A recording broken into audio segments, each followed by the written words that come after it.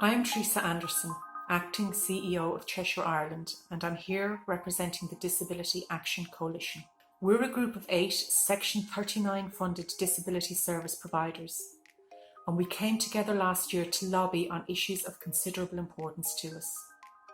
We met with TDs when we had a lobby day in Leinster House last November, and we also organised meetings in our services during the general election. We are the Irish Wheelchair Association, Enable Ireland, Cheshire Ireland, Chime, the National Council for the Blind, the Rehab Group, Acquired Brain Injury Ireland and MS Ireland. Our big issue is funding. We went into this coronavirus crisis already in a very difficult position. As Section 39s, we took the cuts during the financial crisis, but since then our funding has not been restored.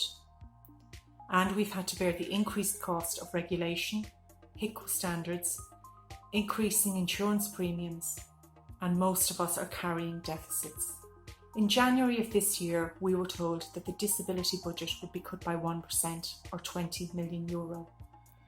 Another hit to our bottom line and a direct threat to the services that we provide. When the crisis hit, the first thing we asked for was to have the 1% taken off the table. It hasn't been. It's being implemented. Secondly, we asked for assurances that this year's funding would be guaranteed. This has not happened. It's notable that both TUSLA and Pobal have written to their grantees, telling them that they have no concerns for 2020. We've not had any such guarantee from the HSE. We also want to stress that as service providers, we are managing this current crisis very well. We care for many thousands of vulnerable people, and there have only been a handful of cases among the people who use our services. That has not happened by accident. We are not-for-profit organisations and we exist only to serve the people who need us. That's what drives us. We invest in our staff, in training, for instance, and that has stood to us in this crisis. We have turned around our services virtually overnight to protect our people and to continue our services. We've not stopped working. If anything, we're working harder than ever.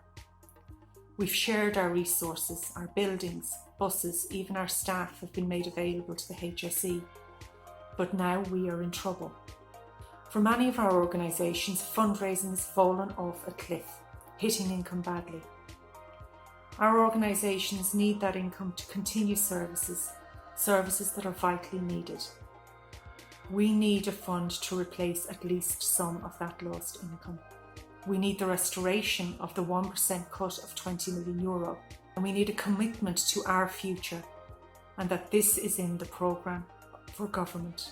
Today we are asking for the support of our government to ensure that we continue to provide our services. Thank you.